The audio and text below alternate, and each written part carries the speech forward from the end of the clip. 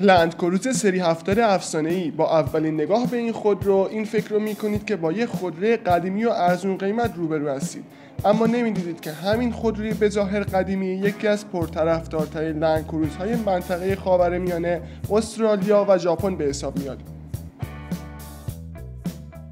اگه تو هم دوست دارید در رابطه با این خودروی افسانه‌ای بیشتر بدونید، تا آخر ویدیو همراه ما باش.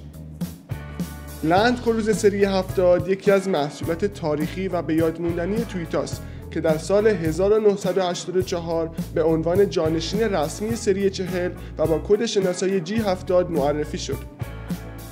این خودرو اونقدر در بین مردم طرفدار داره که اگه 100 سال دیگه هم بگذره، مردم این خودرو رو با همین قیافه دوست دارن و برای داشتن اون سر و دست میشکنن. در کشورهای عربی حوزه خلیج فارس این خودرو بسیار به چشم میخوره. همچنین در استرالیا بیشتر از کانگوروها شما لندکروزر سری 70 رو میتونید ببینید. خودروی قدرتمند و بدون مرگ که 1,000,000 کیلومتر برای اون یه شوخی به حساب میاد. همونطور که گفتم سری 70 در 40 سال پیش تولید شده و خودرویی که واسه 40 سال پیش باشه با استانداردهای امروزی مطابقت نداره و به همین خاطر تویوتا این خودرو رو به حال خودش رها نکرده و هر سال اونو از لحاظ فنی و آپشنی تغییرش میده. برای مثال استاندارد آلایندگی این خودرو به یورو 5 ارتقا پیدا کرده و از چندین کیسه هوا بهره منده. سیستم هایی مثل کمک حرکت در سربالایی، کنترل پایداری، توزیع الکترونیکی نیروی ترمز و خیلی امکانات و تجهیزات دیگر به این خودرو اضافه شده. این خودرو از سازمان ایمنی استرالیا 5 ستاره ایمنی رو گرفته، یعنی خودروی کاملا ایمن اما در کلاس کاری خودش.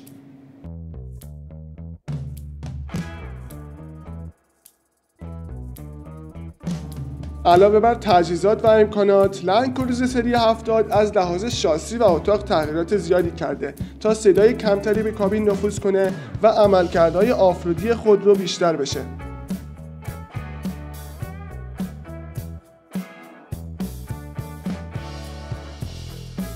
اما همواره به خاطر اتاق مرکبی و غیر آیرودینامیکی که داره، با توجه به موتور قدرتمندش دستیابی به یک سری از سرعت‌ها غیر ممکنه. این خودرو تا به امروز از لحاظ موتوری بارها و بارها تغییر پیدا کرده، اما اکنون با 2 موتور دیده میشه. موتور اول یه موتور 8 سیلندر دیزلی که 202 اسب بخار قدرت و 430 نیوتن متر گشتاور رو تولید میکنه و معمولا توی بازار آفریقا دیده میشه. اگر که این مدل به ایران میومد خیلی خوب بود، چون هم قدرت و گشتاور بالایی رو داره و همچنین قیمت گازوئیل کمه و دغدغه مصرف سوخت بالا رو هم نداشتیم. موتور دوم یه موتور 4 لیتری 6 سیلندر بنزینی هستش که 228 اسب بخار قدرت و 363 نیوتن متر گشتاور رو تولید میکنه و بیشتر در کشورهای حوزه خلیج فارس به چشم میخوره.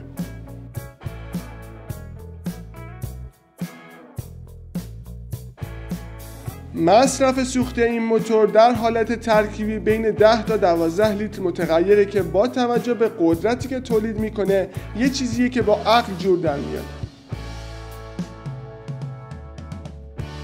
لندکروزر سری 70 با انواع مدل 5 در، 3 در، 2 کابین و تک کابین به بازار عرضه میشه و با هر آپشنی که مورد علاقه شما باشه میشه اون رو سفارش داد. قیمت اعلامی شرکت تویوتا برای این خودرو در مدل پایه $46,900 هستش که اگه با دلار 60,000 تومان اون رو حساب بکنیم تقریبا میشه 2,970,000,000 تومان. در بالاترین مدل این خودرو قیمت به $52,500 میرسه که با دلار 60,000 تومان یه چیزی حدود 3,150,000,000 تومان میشه که همه این قیمت ها بدون حساب کردن گمرکی این خودرو هستش. در کلام آخر به نظر شخصی خودم تا خودرویی با قدرت، توان و قیمت لندکروزر سری 70 تولید نشه، این خودرو هیچ وقت از خط تولید کنار گذاشته نمیشه، چون که این خودرو محبوبیت خاصی رو در بین مردم داره و فروش اون هم خیلی بالاست. تشکر از همراهی شما. اگر از این ویدیو خوشت اومد اون رو لایکش کن، زنگوله رو بزن و کانال ما رو هم سابسکرایب کن. راستی ویدیوی پیشنهادی من به شما ماشین شاه ایران هست، اونو ببین که قطعا خوشت میاد.